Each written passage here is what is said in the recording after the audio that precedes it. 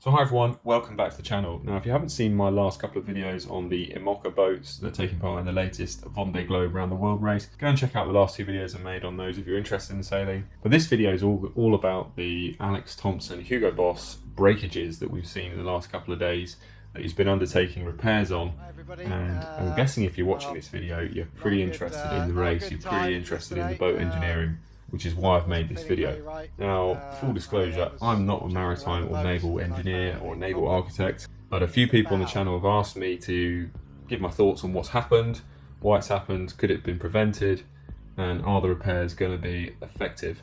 So I took a look and I've done some modelling, I've done some analysis and made a hell of a lot of assumptions, like I said. So it's all a bit of conjecture really. Kind of educated conjecture, so don't take this for gospel, it's all just a bit of banter. So let's have a look.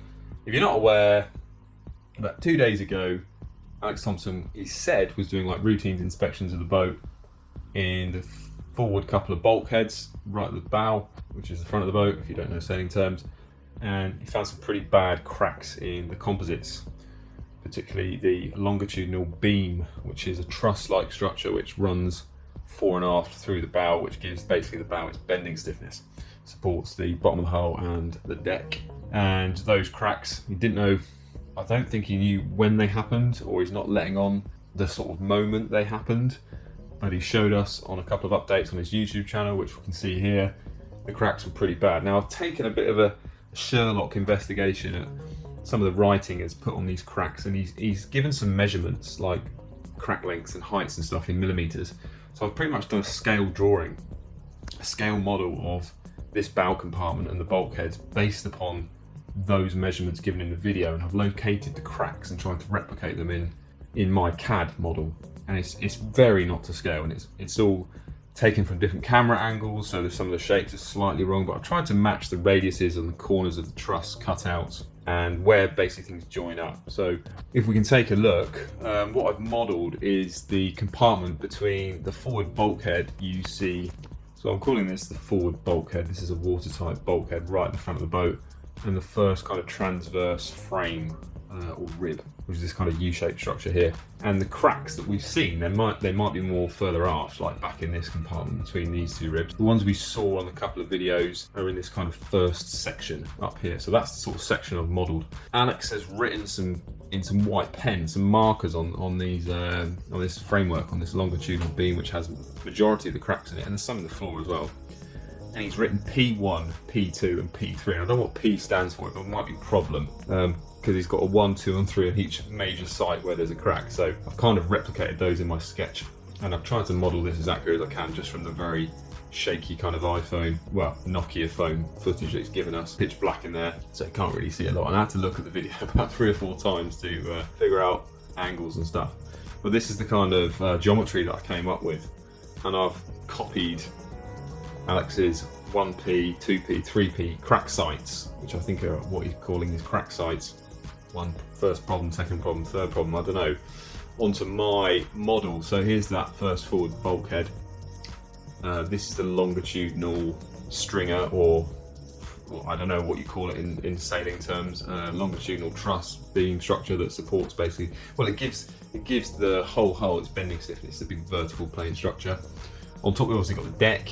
Capping, what does that mean? Well, capping is this kind of transverse 3D shape to the panel. So when there's a hole in the panel, there's a transverse section which kind of goes around the hole, and that gives the panel bending stiffness and stops you getting kind of stress singularities in the cutouts on the panel, and just gives a bit more bending stiffness. If it didn't have that, the panel would be very floppy, kind of inside load. And that actually is where we see a lot of the cracks happening on the capping. Yeah, bulkhead, transverse rib is this thing at the back, which I modelled very, very roughly just on what we can see. And yeah, that part is the longitudinal beam. I've missed out a load of things from what I can see in the video, obviously, because I didn't want to model everything. It's just the important parts. So there are some kind of longitudinal stringers along the floor to give the floor more stiffness, and they only come up maybe 150, 200 millimeters high. I've omitted them just for simplicity. They might be cord panels, I'm not sure, but I think this longitudinal stringer, looking from the pictures, is not cord. It's a solid plate panel with moulded in cappings over the cutouts. Now these cutouts, why are they there? I would say mainly for light weighting, I guess, instead of having a full panel. I'm not sure if the cutouts and the location and size of the cutouts are tuned specifically to provide a smooth stress gradient through the whole structure.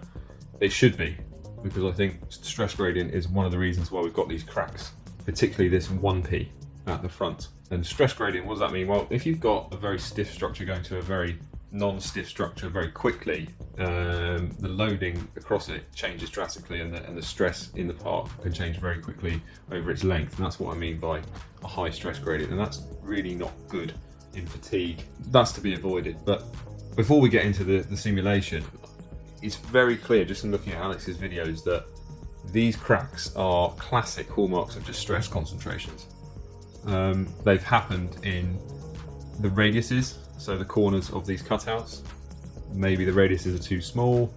They concentrate the stress through these truss members here, I guess. And this is not a truss because it's not loaded in pure axial compression or tensile loading. It's more of a shear web. But yeah, it's classic stress concentration cracks, and I'm surprised a lot of this beam hasn't failed in its where it's bonded, basically top and bottom. It's bonded to the rest of the structure, and that seems to have held up pretty well in shear, and it's actually cracked the beam structure through these cutouts and through these webs, and it's classic stress concentrations. So what I did is I did this brief model, and I made loads of assumptions about wall thicknesses, loads. I mean, I have no idea what the loads are going to be, but I wanted to take some kind of arbitrary loads, arbitrary shapes, which is similar to this kind of monocoque front section, and try and reproduce some of the stress patterns that we see from those cracks.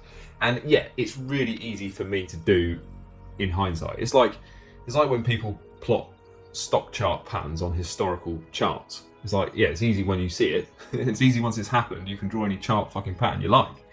And it's the same with this. It's a bit like aircraft investigation. I'm not saying that's easy, but what I'm saying is it's more difficult to sort of do this up front and know all the loads and know everything that's going to happen. This is looking at the other side, and I've made some of the panels transparent so we can see a bit easier what's going on. Quick, really brief assumptions on the loading that I put into the simulation. So the vertical loads, this is the front of the hull near the bow. We've got, let's just say at the moment, okay, we've got vertical loads and side loads. Yes, there's some torques and stuff. Torques aren't probably going to come from the water side because you assume maybe there's zero friction between the water and the hull, so the water can't impart any torque on the hull. The rig can, but we're going to discount that for a minute. We're going to keep it simple. So let's just look at the vertical loads, which are represented by, this vertical arrow here. Very basically, slamming from hitting waves, from dropping over waves and dropping off the foils. That's a big thing on these boats now because they're going so fast and they're on the foils. If they drop off the foils or if they hit a wave whilst going at that speed, the impact is huge. So it's not just static loading, it's kind of dynamic impact loading, which is very hard to simulate. And you need empirical testing to really get this nailed, and this boat just hasn't had the time. The wave piercing, so impact loading from wave piercing, Archimedes / buoyancy. So when the part of the bow goes underwater, its buoyancy is trying to bend it.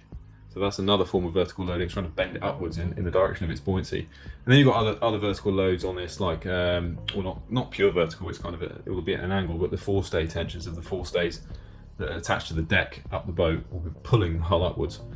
And those are dynamic, so they change with the sail forces, they change with impacts, and they change with accelerations and movements of the rig. Again, very hard to simulate. And there's some minor loading just through vibration, which will come out as more fatigue, which could be why these cracks have happened. And then also we've got a load of side loads going on as well. Again, you've got the slamming, but obviously when the boat is heeled, that'll be a side load. So it'll be coming vertical and horizontally into the bow, into the hull. Again, same with the wave piercing, and when the boat is heeled, the buoyancy of the boat is trying to bend the hull sideways. And you've got yawing moments, which I think in this generation of Imocas are quite extreme, and you see it when these boats are flying along. I don't know if it's the autopilot or the tiller, but they can be very twitchy in yaw, so they can change direction like a dart, and you see them trimming the direction or the heading very quickly. And if the bow's in the water, and the rudder's at the back, that's got to put quite a lot of side load on the bow. There's a yaw moment. So that's in there trying to bend the bow sideways, and then again, all sorts of vibrations of fatigue. So again, here I've illustrated the crack sites, which Alex has put in his video, and I've tried to transfer them as best I can to what my model looks like. So we've got the first one just after this forward bulkhead. The second major cracks on this kind kind of beam element here between these two cutouts. Again, classic stress concentration. The crack will join one corner to the other, and there's also a crack that goes towards the floor on number 1 and number 2, and then number 3, the back of this cutout as well, there's a crack. There's also a crack up here, which you can see in the video, which hasn't labelled, so I think you call that number 4, and there's probably other cracks somewhere else. So those are the loads that I assumed, and that's what I use going forward. And this is what I came up with, just from applying some very arbitrary loads, like knowing the loads on this thing because it's so dynamically loaded. And again, the hull is not like rigidly constrained. It's not like applying 400 Newton meters to a crankshaft in a car, which you can essentially say is held at one end and the torque comes in at the other end. It's with a sailboat, if you push it in the water, it moves. And how much does it move and what direction does it move? It's a very dynamic structure. It's basically unconstrained and it's completely unstable. So knowing the load cases and constraint cases for the designers is an absolute headache, and they must have to have some assumptions on what to do, because I'll show you in a minute, if I change the restraints on this model and I change the load cases, the results of the model change really drastically. So this is the forward bulkhead compartment which we saw in my little sketch, and I've applied a vertical load and a side load, completely arbitrary forces. I think I applied like 3 tons in each direction or something. And yeah, you can see these crack sites really starting to show just through these stress contours on this plot. You can see in this case the biggest one is P2, which Alex has labelled P2, which is the crack that goes from this corner to this corner, and also very similar to his footage, you've got this crack emanating from this radius down towards the floor in a kind of arc shape. Again, you've got the high stress from the floor to this corner at the back of that cutout, just in front of the first transverse frame. High stress in this corner, and this is just from vertical and side load. We can't see so much in this one the high stress crack at the front, but that could be the way I've constrained the model. The effect of the cappings, or the caps, well, they stiffen the structure side to side, but if you leave a 90-degree angle between the cap and the main panel without any radius, that is a serious stress raiser when it comes to side load. Vertically, probably again the same. If you're looking at this capping, when you load it vertically, it's analogous to loading this area vertically, so pretty problematic. I don't know why they didn't use a chord panel in here instead of using a single panel with cappings. A chord panel would have probably given you less stress concentrations. It's harder to repair if you've got a breakage in a core panel, I guess. I'm not a boat builder, but realistically these cappings are quite tricky, I think, to first of all produce, and second of all how to stop the stress concentration in the corner. I'm not talking about the big corners of these cutouts, I'm talking about the join between the vertical and the horizontal capping. So yeah, I mean, it's very easy to say, like, yeah, okay, I've drawn the model, this is where the crack's going to happen, look, I could have told you that. It's not as easy as that, because trying to size these radiuses, I mean, if they wanted to be safe and they weren't working on lightweighting so much, they would have had these cutouts way smaller, completely way smaller. But giving them the engineers the benefit of the doubt, they might have sized these cutouts to give a very smooth stress and strain gradient throughout the whole hull. Now, is that giving them too much benefit of the doubt? I'm not sure. Or have they just tried to go for ultimate lightweight and put cutouts in this big beam? I don't know. But if it were me, I would have probably had a solid beam here with no cutouts in. Or if I did have cutouts, it would just be big circular ones without these kind of polygon shapes and radiuses in the corner, because every time you have a sharp corner, I mean, these aren't sharp corners, these are big kind of 200mm arcs or 200mm radiuses, but you still get these ultra stress concentrations when the loads are so high. Having anything with moderately sharp corners is a bad idea. And like this thin section here, probably only about 200mm wide across that beam, why not just have it a full panel in there? The weight penalty isn't going to be that much, but then again, I guess if you say that about the whole boat, the weight penalty will add up if you have that ethos for the whole boat. If you pack it full with no lightweight webbing or cutouts, then the whole boat weight is going to go up a hell of a lot. So where do you decide to take those risks? If you do this simulation and you apply the restraints, let's say at the back of this tunnel, and you apply the load somewhere, like remote load somewhere, and you see, okay, there's the main stress on this simulation. This is another simulation where I've included the structure of this transverse frame at the back. And yeah, we still have this part as the main kind of stress area, but it does change the stress in other parts. And if I change the restraint on this model and I hold it somewhere else and I apply the load somewhere else, then the highest, what I'm saying is this highest stress area could be on another corner, could be on the front one here, could be on the back one here. All depends on how you hold the hull, but the hull is not held solidly in the water, so it's very difficult to model. So a brief summary, design difficulties of this longitudinal beam or stringer in the middle. Well, it kind of looks like a truss, but with these kind of triangular cutouts, but it doesn't act like a truss, because in a truss, like a beam truss or a space frame structure, all of the elements in the truss should be in pure axial loading, so either pure tension or compression. That's not happening here. Pure tension or compression, that's not happening here because of all the shear loading going on in here as well, because it's bonded basically all across the top, all across the bottom, and there's actually another very stiffening beam that's going, it's going diagonally up here, which I haven't modelled, to give more bending stiffness to the panel. Essentially it's a statically indeterminate framework, this. It's like a guitar string or a spoke in a bicycle wheel. If you break one spoke or you chop one string out of the guitar, the loads on the others change, and it depends on the structure and stiffness of the material. So if I put a crack across here and break that element, the loads in the other elements change. How much they change depends on the stiffness of the material, and it's kind of like, it's not only statically indeterminate, but it's unstable. So if I break this, the loads in the other arms go up, and then they fail, and then the loads in the remaining arms go up higher, and it's kind of like a domino chain reaction. It just gets worse and worse and worse. Now, it's probably impossible to make it a stable, fully redundant, determinate beam, but that's why we see probably so many cracks. It's because when one happens, the loads in the other arms increase, and the likelihood of those cracking goes up. And as I said, it's very difficult to simulate that, and the loads and the constraints on a buoyant, unstable platform. So it's a headache for the designers, and how much risk they take. The load cases which the designers need to put into this aren't just static or fixed loads like you might get in a car, like a crankshaft or a drive shaft or something like that. The load cases in this are directly linked to the philosophy and the bullishness of the skipper. So one designer, let's say he's a sailor, he might think, well, I'm not going to push the boat in those conditions in that sea state. I only need to design it to safety factor of 5. Now you give it to Alex Thomson, I would probably say it's the Colin McRae of sailing, and that safety factor needs to be doubled. And the load cases which you apply to the design are literally intrinsically linked to the mindset of the skipper.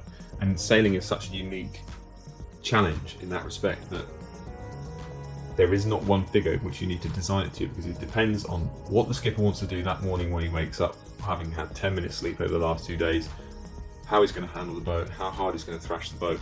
And we can see from Alex Thomson in his videos, he is so bullish and enthusiastic about carrying out these repairs and fixing the boat, which is great, but he's probably got that same bullishness when it comes to sailing fast and pushing the boat hard, which is probably why it's failed.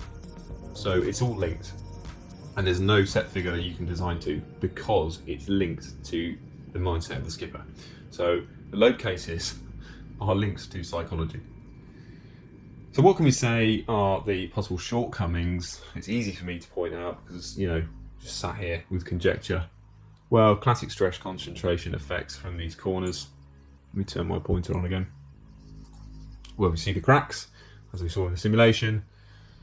Is it lightweighting gone too far? Would it have been better not to have these cutouts, or to have very much smaller kind of porthole shaped cutouts with a lower stress concentration effect? When you make these laminates, you don't really know what's happening on a kind of microscope, not even microscopic. Once you lie the carbon cloth and you laminate it, you can't see underneath it to see if there's any voids in the matrix or in the epoxy. And it only takes a couple of pockets of air or a void for a crack to initiate. So modelling it in 3D on a CAD package is not representative of what you're going to end up with. And I've also got another theory that the very stiff forward bulkhead, let me go back a couple of slides. So this forward bulkhead in the vertical plane, it's a massive vertical shear web. Basically, it's very stiff in vertical loading. All the strain in that, all the stress that's under, needs to be past this longitudinal beam, which at basically where it joins is very thin in section. So you're going from a very stiff part to essentially a quite compliant, flexible part very quickly, where you're going to get a very steep stress gradient, and that might be responsible for this first crack, which we see here, which is very close to the very stiff forward bulkhead. Take it all with a bit of a pinch of salt, but now you can kind of see how complicated these things are to engineer and design. Let me know what you think down below. Why did it crack? Skipper error, pushing the boat too hard, or have they gone a bit too keen on the light weighting? Should have this been a solid panel, foam core panel, no cappings, no single skins? Let me know what you think, and good luck to Alex Thomson on getting the repairs done. And just a quick word on the repairs. I've seen some of the repair work he's doing. It looks like he knows what he's doing. He's done a good job at prepping, so surface prep of the carbon panels he's bolting on. He's been sanding a lot, he's been cleaning a lot. I hope he's got a lot of sort of isopropyl alcohol on there to clean before he bonds, otherwise there's literally no point. And I've seen some of the kind of shear web repair panels that he's cut, and he's going to stick them in here to cover the cracks and transfer the load from one member to another member over the crack site. Now, that's the only thing he can do basically. But the risk is he messes up the stress gradient through the part, and he'll literally transfer the stress across the crack, and at the end of the repair panel there'll be another crack appearing where he might have, you know, he's carried a lot of shear force over that panel, and then it goes back to the original member where it's not so stiff and it'll crack there, and it literally could be like chasing the cracks along, putting repair panels on repair panels, because as you add panels and laminate more and more and more, you're making that area stiffer, and then where that meets the flexible original part, which is, let's say, only one panel, and you've gone through 3 laminates to 1 or 3 panels to 1, again that stress gradient is going to be very steep, and you could get a crack site happening there. So I hope for his sake, I mean, it's impractical to ask him to do that calculation or that modelling, you know, when he's in pitch black in a 40-degree cabin with 80% humidity. Like, it just needs to fix it and carry on. But there's a risk that the repair panels could be so extreme or so stiff, and the rest of the structure is pretty compromised, that he might just be passing on those cracks further down the line, and they'll just reappear. But fingers crossed, we'll see him cross the finish line. Cheers.